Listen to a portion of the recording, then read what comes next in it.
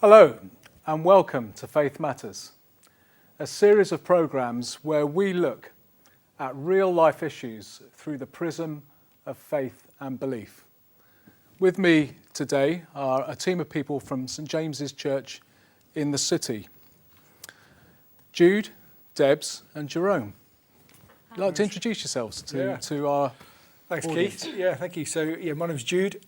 So I'm the one of the ministers at St James in the City. On the kind of leadership team there. You don't look much like a minister, sort of Well, dressed down, or you dressed down, or is this you normally? Yeah, I mean, I guess ministers do different things. St James is an Anglican church, but we take a slightly more informal approach, perhaps. So, this is you. This is the kind of thing I might wear on a Sunday. Okay, So, great. yeah. Debs. Hi, I'm Debs and I'm worship pastor at St James in the City. Right, and you're going to tell us a bit about that later, perhaps. Yes. Yeah, and Jerome. Yeah, hi, I'm Jerome. I'm a student at University of Liverpool. And what are you studying? I do computer science and finance. Oh, you might get a job at the end of it. Okay, so tell us a bit about your church. You know, how long has it been there? How long have you been there? Great, thanks, Keith.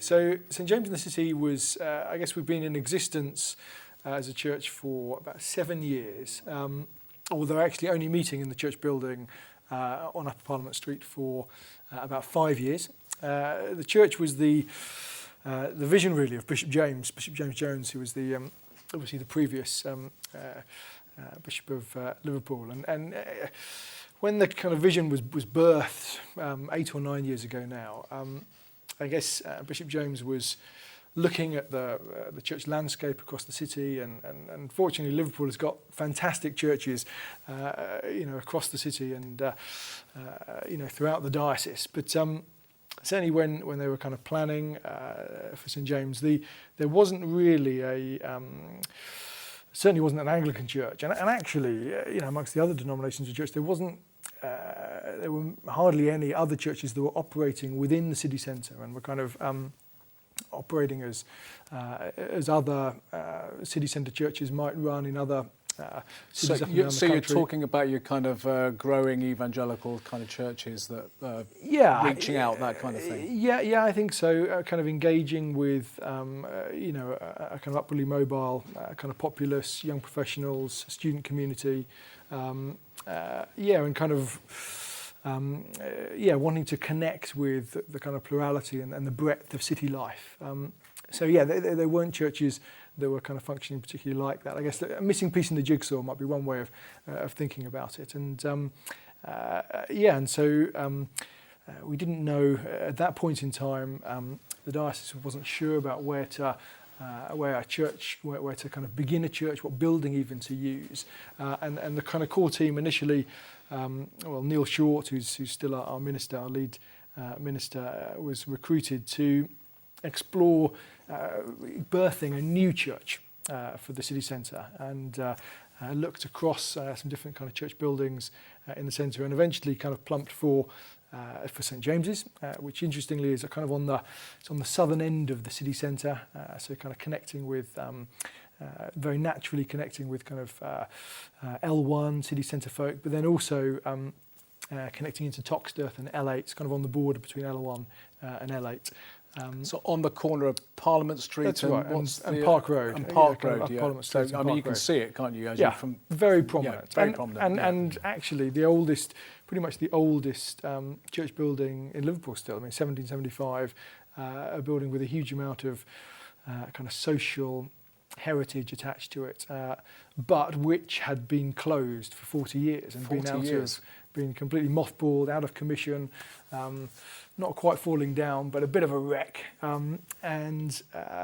is in the process now of being brought back to life. And you put a tent in it, is that right? Well, we have done, yes. I mean, it's been quite a journey over the last 5 or 6 years. We started using the building 5 or 6 years ago, and initially.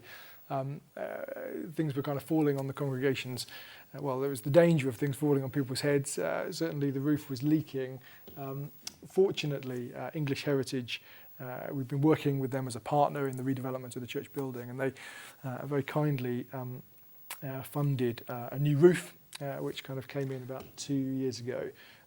But prior to that, and still, we actually meet inside a tent inside the building. And initially, that was to Well, kind it's of very biblical, isn't it? The tent of meeting, Yeah, and tabernacling. our There's body is a tent. And, Yeah. I could go on, but I won't. Well, there's a rich tradition, to kind of God's people, meeting in tents to worship. But initially we kind of needed the tent to stop things, the rain and other things falling. But now it's as much about heat and kind of. So, what's it like, Deb's, worshipping in a tent? It's great worshipping in a tent. It's very cosy. It's like a living room, really. It's that kind of feel, carpet, canvas. It's great. In terms of sound, it's brilliant because we're not losing noise to echoes around the old church building. It brings a togetherness and family feel to proceedings. It's very good. It sounds like anybody's sort of Sunday afternoon, really, living room. Minus the sofas. It's really it's a nice intimate feel. It's good. Yeah. And so, Jerome, how many people do you get on a Sunday? I'd say roughly around, I'd say 100 adults maybe. 100, yeah. That's all right. Nice, really family feel. And a wide range of people? Yeah. Yep. Yeah. What would you say? I think it's around, 20 students. I'm a student, so I know students. 20 students? Yeah, around 20 students, I'd say. 25. There's a little more. So we had 45 on Sunday. Oh. So always the pastor always talks up the numbers. We're kind of the reality is somewhere in between. We're paid to be attuned to these things, but roughly. I mean, it's been very interesting throughout the life of St James. Since St James started, it's almost always been a third of the congregation has been students. Right. And so, even when there was, 20 people, 25 people just beginning to meet in church, about a third, were students. And now that we're 100, 120 on a Sunday, somewhere between 30 and 40, typically will be students. So, And people from Toxteth community at all coming? Yeah, I mean, so to elaborate on this, so a third students, roughly a third, I guess what you might call kind of young professional populace from the city centre, but also from further afield, and then roughly a third of the congregation, more local folk. So some from Toxteth and surrounding area. So yeah.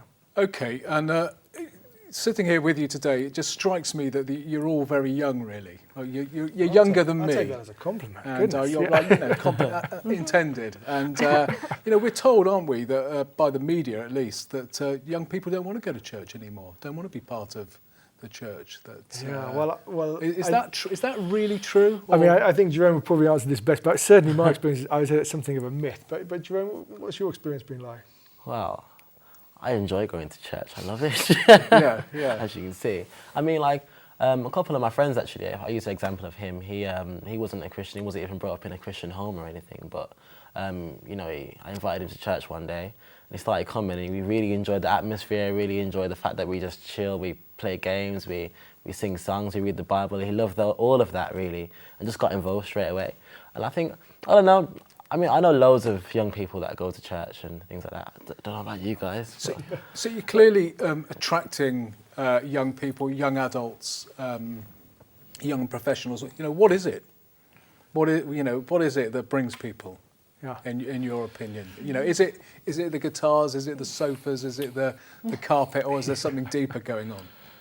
Well, goodness, I think we want to say there's something quite a bit deeper going on. I mean, I guess the evidence suggests that there is that students and young professionals, that there's a lower proportion of those folk joining as committed Christians and involved in church, and all sorts of reasons I suspect why that's the case. But I mean, for us, I think we wouldn't want to say that we are, particularly, targeting that demographic. Certainly, we think healthy church is about all generations mixing and rubbing shoulders together and doing life together, and that's kind of what church is. Healthy church is. I think some of the elements of our church are, probably connect and resonate well with the younger populace. I think, Debs, your music and the worship ministry's key. Yeah, it's fairly contemporary music, but we sing hymns. We sing a mixture of, recent last 10 years hymns from hundreds of years ago. I think what a lot of young people are searching for these days is authenticity. Yeah. So we're not trying to make us out to be super cool, super hip. we want to be authentic and who we really are. So when you have young families mixing with students and the older generation, there's something very unfashionable about that, and that's attractive to people. Yeah. Okay, we're going to take a break now for a few minutes, and when we come back, I'm going to ask you about Jesus. Is that okay? Are you prepared to talk about Jesus? Great guy. Okay, right. See you in a few moments.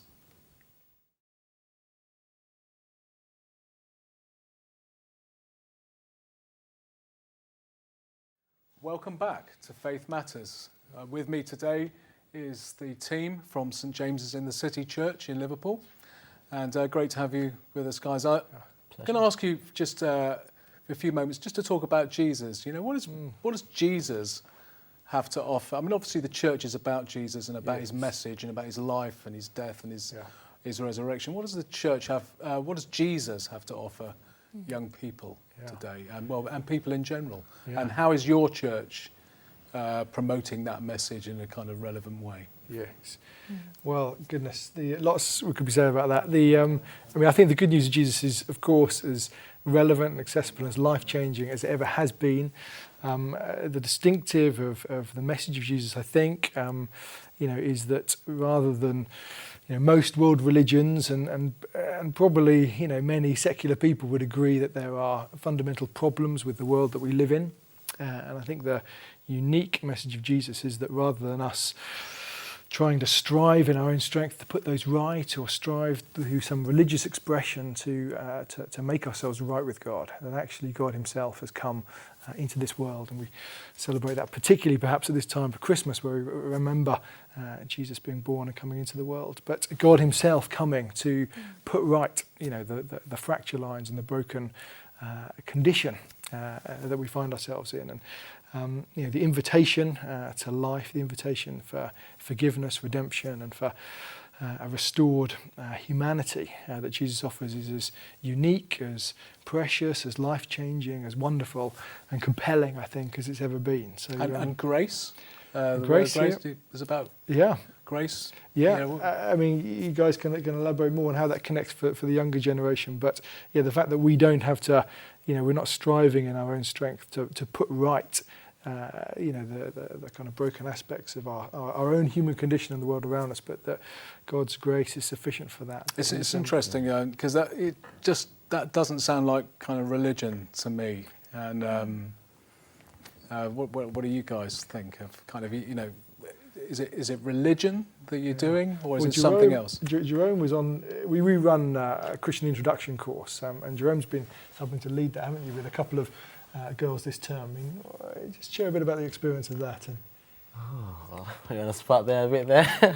But would I say this is about religion? Not necessarily. I mean, when you think of the word religion, it kind of puts like rules and regulations, and not that there's clearly a right and a wrong, but the idea of getting into heaven, as it were, is definitely about what we call his grace, about God's kind of favour and allowing people to come into his family.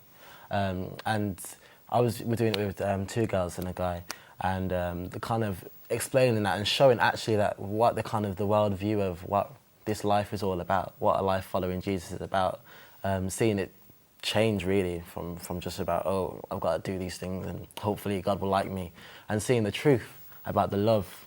And just beautiful.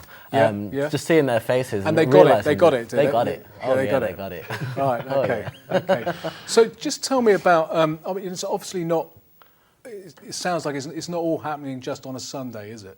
Yes. Yeah. And what kind of things do you do to attract people? What could you even invite our viewers to? Yes. Today. Yeah. What kind of things do you do to attract people? What things do you put on during the week? I mean, there's lots going on, and I think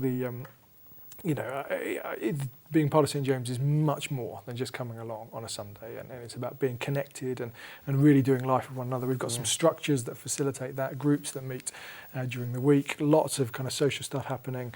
To plug a few things, we've got the Christmas Carol service this Sunday, Sunday the 21st at 4:00, and then a Christmas Day service. What time is that? The Christmas Day? 10 o'clock. 10 o'clock on Christmas Day.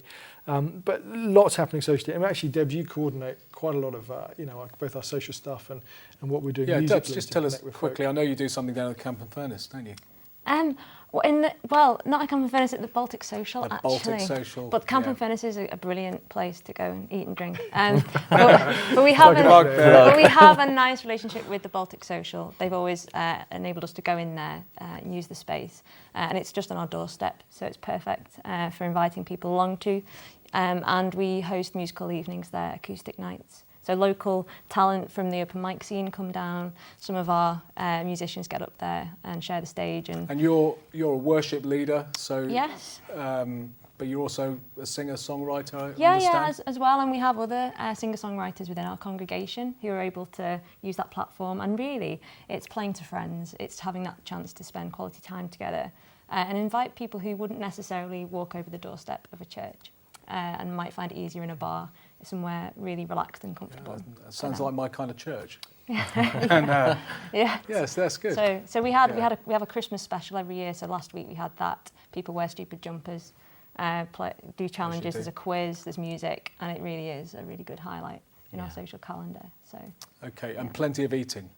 Oh goodness. Yeah. Food with Yeah. everything. I think kind of that was Jesus' way, wasn't he? He seemed to be eating and drinking with. yeah, we have like a semi-regular breakfast every month or so. We go out for breakfast every Sunday morning together. There's always food after the service for people to tuck into. So yeah, plenty of time to eat and drink. And that's great for students. Now I know you are a musician, and Jerome, Debs are going to lead us in a few moments. Lead us out with a song that Yes. you've adapted. I think it's again traditional carol. Yeah, it's seasonal. That you've adapted. Is that right? Yes, yes. Okay. Well, thanks very much, guys. Thanks, Keith. And thanks for coming on Faith Matters, and I'm sure we'll get you back again sometime. Thanks for joining us, to our viewers, and see you next week on Faith Matters.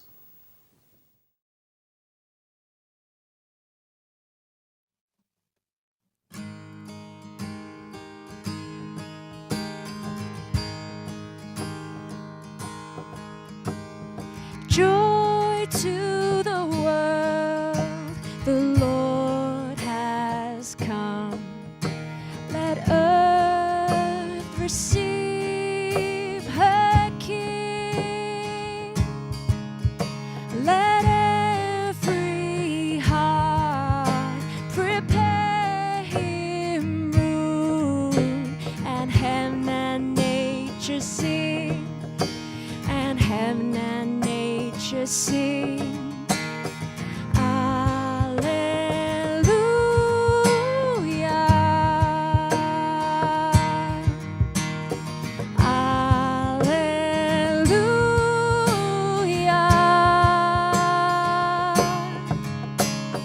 Joy to the world, the Savior reigns. Let men their songs employ, while fields and floods, rocks, hills, and plains repeat the sounding joy. Repeat the sounding joy.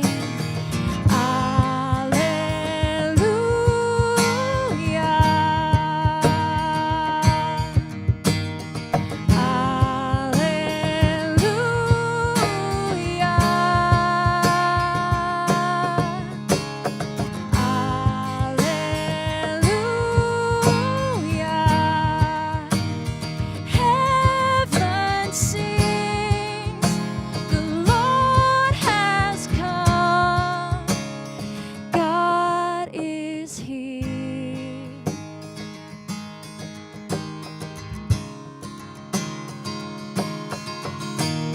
He rules the world with truth and grace, and lets the nations prove the glories of his righteousness, and wonders of his love, and wonders of his love. Alleluia.